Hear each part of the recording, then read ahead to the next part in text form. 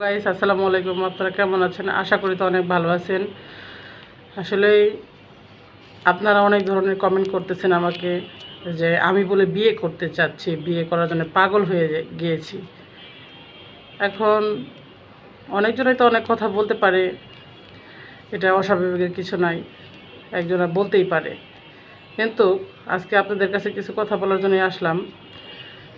2টা বছর ধরে আমি কিন্তু আপনাদের মাঝেই আছি। আপনারা হয়তো কম বেশি ভালোই জানেন আমার বিষয়টা। যদি আমি বিয়ে করার জন্য পাগলই হতাম, তাহলে তো আমি আপনাদের এইখান থেকে সোশ্যাল মিডিয়া থেকেই আমি একজন বিয়ে করে নিতে পারতাম। এখন আমি মানে টাকা পয়সা তো খরচ লাগে, জানেন আপনারা, কম বেশি সবাই জানেন। টাকা ছাড়া পৃথিবীতে চলা যায় না।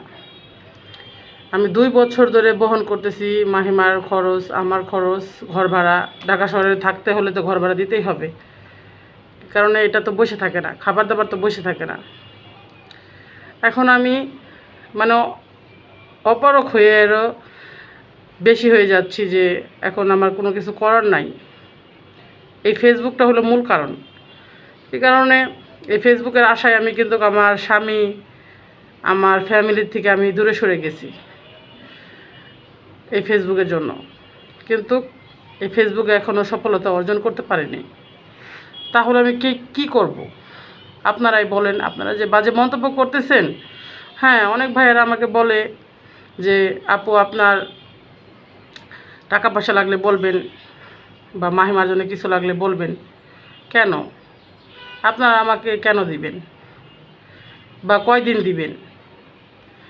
আমি এইভাবে যদি নেই তাহলে কি মানুষ আমাকে ভালো বলবে? বলবে না। আর আমাদের সমাজটা ভালো চোখে দেখবে না। কী কারণে?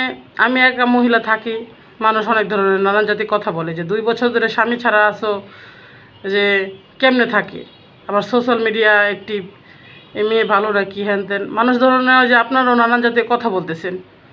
তাহলে কি ভালো না যে আমার স্বামীর সাথে আমি মিশে যাই? আপনারা চান না? এই যে আমাকে কে বিয়ে করবে বাচ্চা সহকারে? হয়তো আবেগের সাথে বলতেছেন বিয়ে করব বিয়ে করব। আপনার নিজের বিবেকটার কাছে রাখবেন যে এই বাচ্চাটা সহকারে কে আমাকে বিয়ে করবে?